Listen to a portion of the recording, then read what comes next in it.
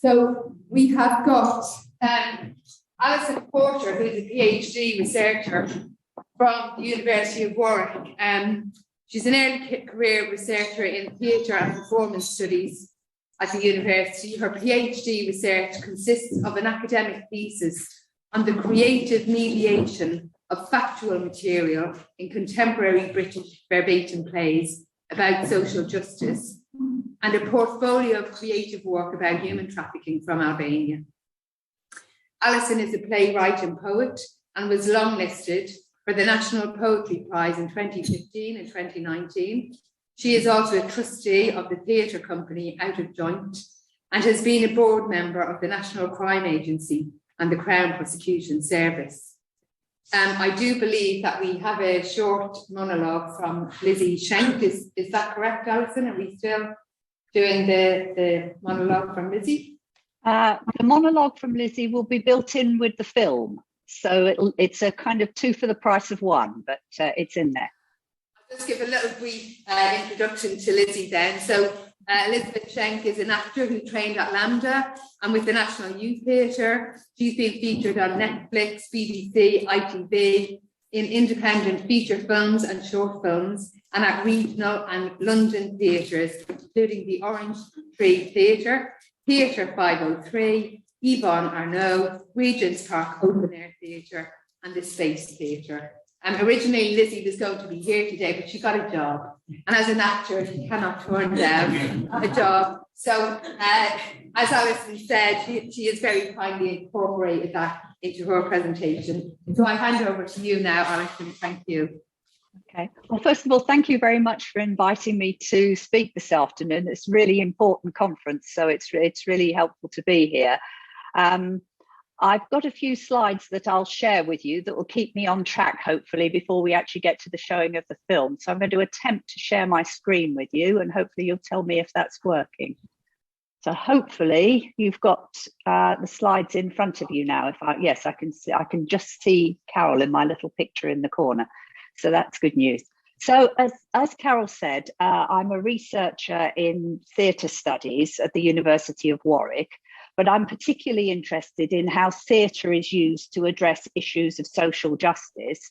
And I'm looking at what is it about theatre that makes it sometimes a more useful tool than just documentary or facts in talking about social justice issues. And in particular, my work has involved looking at modern slavery and human trafficking in relation to theatre practice. So my own research consists of an academic paper on the use of theatre in social justice, but also a portfolio of creative work where we take the material from real life stories and turn them into pieces of art. So Land of Eagles is a portfolio of a podcast of a story of human trafficking, a dance film, and also there's a kind of third strand, which is an installation of objects taken from the stories. So the idea is that an audience can see, hear and touch individual pieces of a story. And we'll be hearing more about the specific stories later. So the particular story that we're going to talk about today is Melinda's story. It was a story that was given to me by a caseworker at the Madai Trust, and I was asked whether I would be able to tell her story in a way that would be engaging to an audience. So the story that I've taken is told from four perspectives, initially in a podcast. So there's a story of Melinda, who is both victim and survivor, a monologue from her trafficker, Yetmir, a monologue from the caseworker, Joe, and a monologue from her mother, Ella. And today you'll just be hearing from Melinda. The kind of gist of the story, which I'm sure is one that you've all heard many times before, is of a young girl who was about to be forced into a marriage in her home country in Albania. She went to university, and while she was at university, she met a boyfriend called Yetmir. He promised her a better life in another country, this time Italy. she probably rather recklessly decided that it was time to leave, packed all her bags, flew off with Jetmir to Italy, and found herself, when she got to Italy with Jetmir, sold into a brothel. She was put to work in the brothel in Italy for some time, and then eventually she was shipped over to the UK. And I say shipped because she was sent in the back of a furniture van. When she got to the UK, she found the opportunity to escape. She managed to run off, found her way to a police station, and eventually ended up in the care of the Madai Trust. And I'm happy to say that she has since been rehoused and rehomed, and she's now living in a different part of the UK with a different life, but not quite the life she expected when she set off with Jetmir. So the way that this story is told is in 3 pieces. So the first part of the story is a dance film. The dancer that you see on the left is Marisa Flamino. She's a professional dancer from Portugal. And she and I worked on a dance interpretation of the story that is kind of very conceptual. It takes the emotional journey that Melinda went on and turns it into a dance, which we then filmed. The second part of the portfolio is a podcast, and that consists of 6 monologues, which I mentioned earlier, from Melinda, both at the beginning of the story as the victim and at the end as the survivor, from her trafficker, her mother, and her caseworker. And today we'll only be hearing the story from Melinda, but if you're curious about the rest of the story, then it can be seen, well, it can be heard on the Land of Eagles Podbean site. The link's at the bottom of this slide. And there's also a QR code as well for accessing the podcast.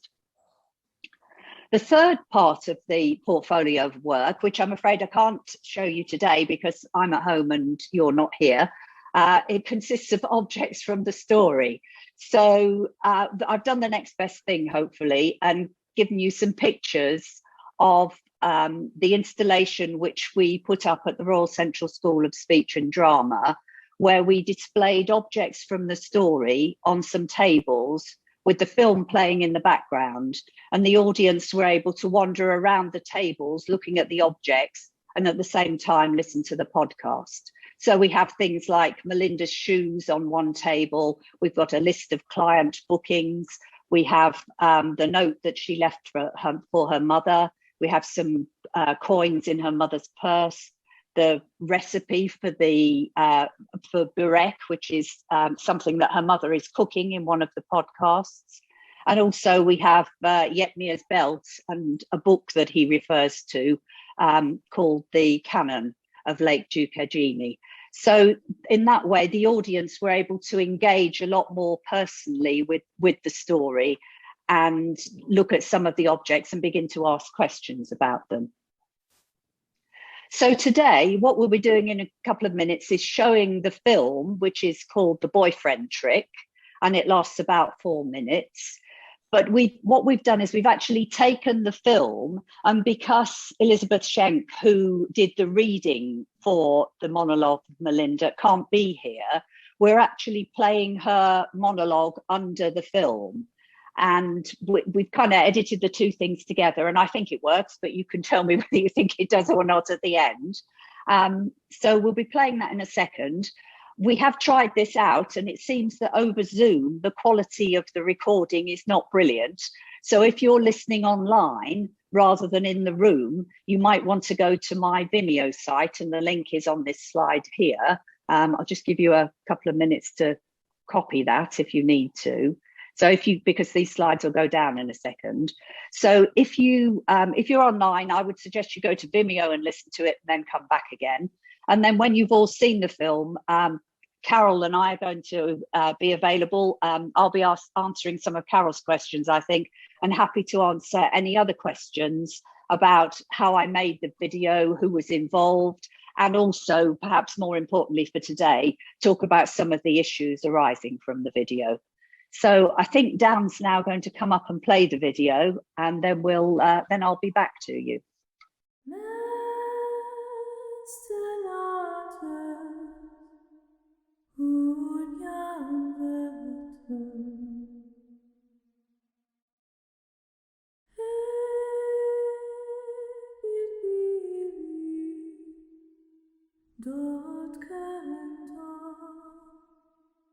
There is an old Albanian saying, "A woman is a sack made to endure."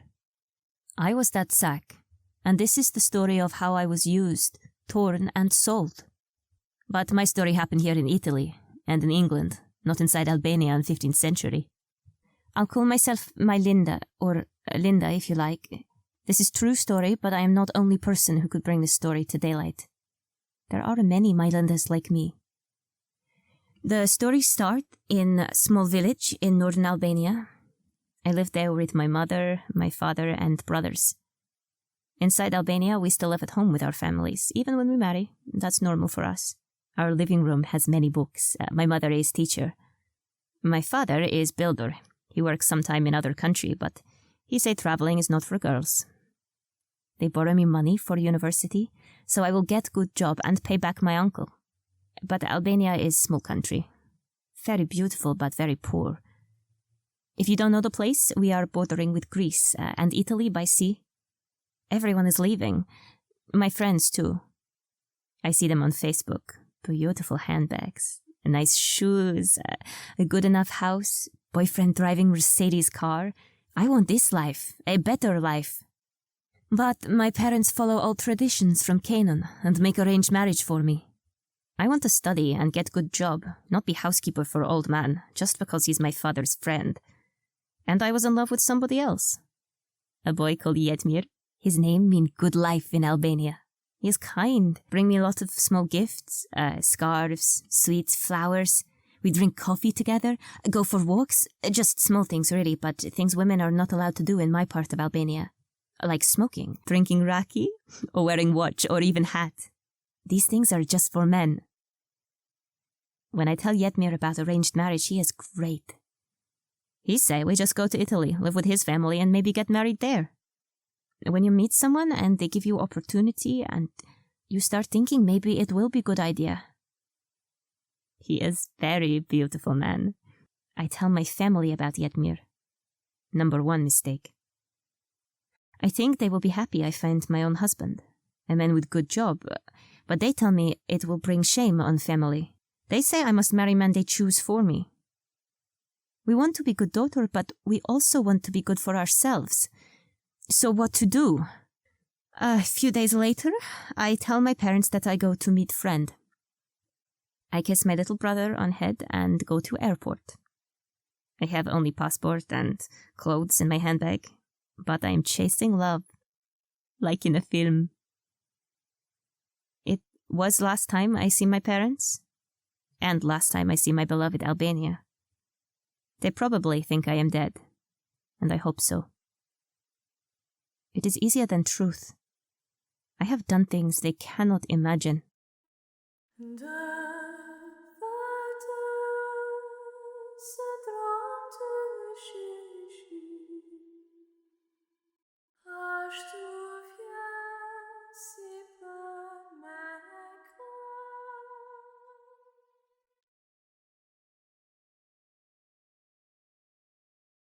Thanks, Alison. Can you hear me okay? Yes, I can. Thank you for showing that very, very powerful actually the dialogue, and it worked really well, I thought.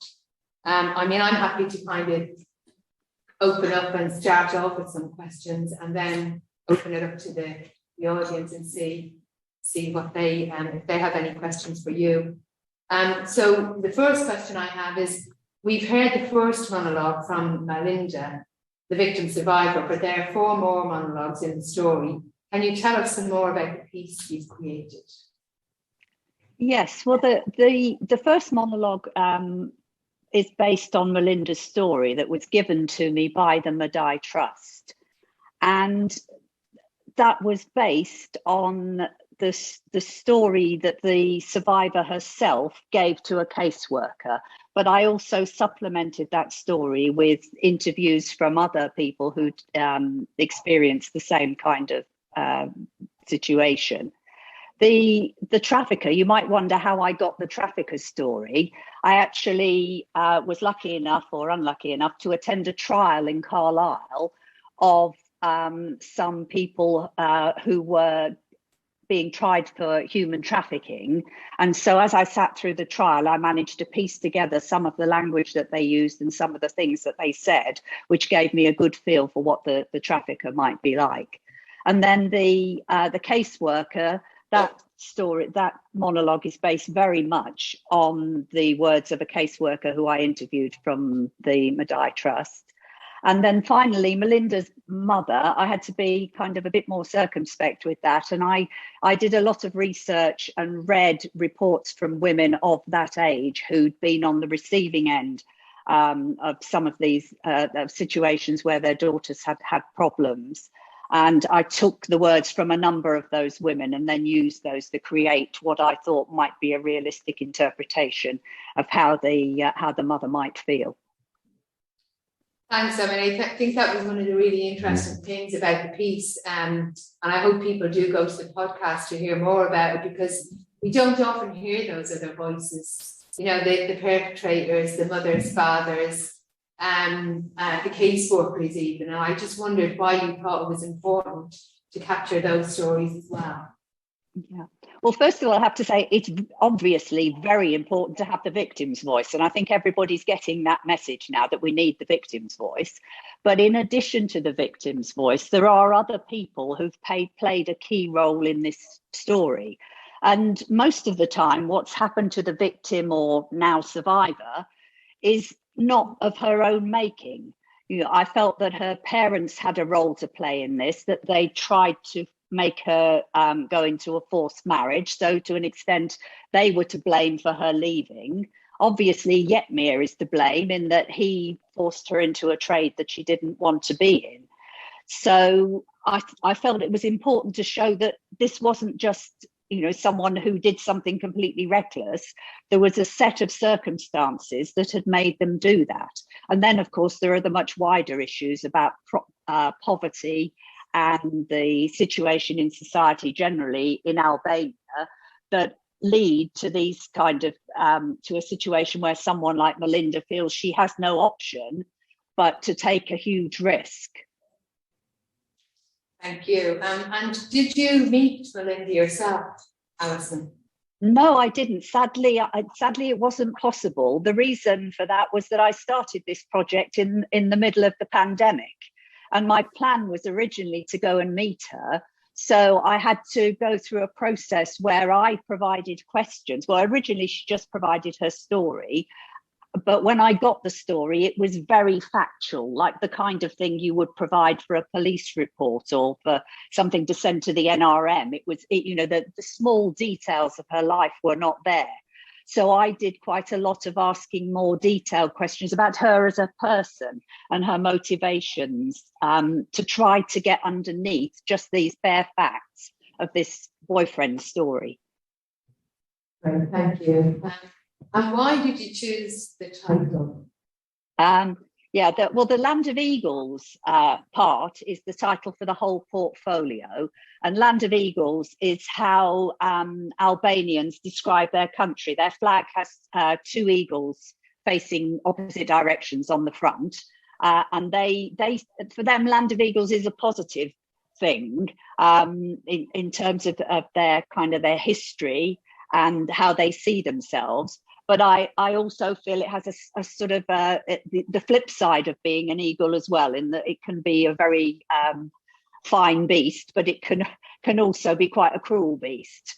So that's why I chose Land of Eagles. And then the boyfriend trick, it was just that when I was doing my research, the number of times I heard that the start of the girl's or the young woman's story was that she'd met a boyfriend and that everything else that followed was because she fell in love with the wrong man. So the idea of the boyfriend trick was something that I felt summed up the experience of these women. Great, thank you. And I think I'm just going to ask one more question and then open it to the floor. I just was wondering about what you think art adds to the personal testimony. Why do we need a piece of drama or a piece of dance or whatever the art form is, when we could have just had witness statements? Yeah, I think that's a very interesting question, and it's probably the question that's sort of at the heart of my research now, because I feel that art has a way of engaging with the emotions that pure facts just doesn't. It just won't do that. And I think sometimes with big complex issues like this, where there is no immediate solution, there's no sort of quick fix, no silver bullet, that we need society to start to think about things. And this is where I feel that art has a role to play in getting people to think and to try to work out, well, why is this tolerated? Why is this happening? How can I do something about this? How can we as a society do something about this? So those are the kind of questions that art doesn't try to kind of tell people what they should do. I think the idea of my work anyway is to say, well, look, this is the situation. Let's bring it into the open. Let's let people see it.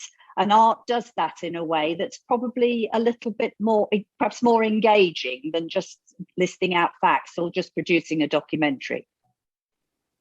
Great, thank you. I mean, I think we've had just some really, interesting examples, and obviously what you're doing is telling stories about this situation through different art forms. And then we've had other people speak today about how art is useful as a kind of therapeutic tool. And it's just interesting to see the different kind of levels in which art can be used within this kind of space. I just wanted to comment on that.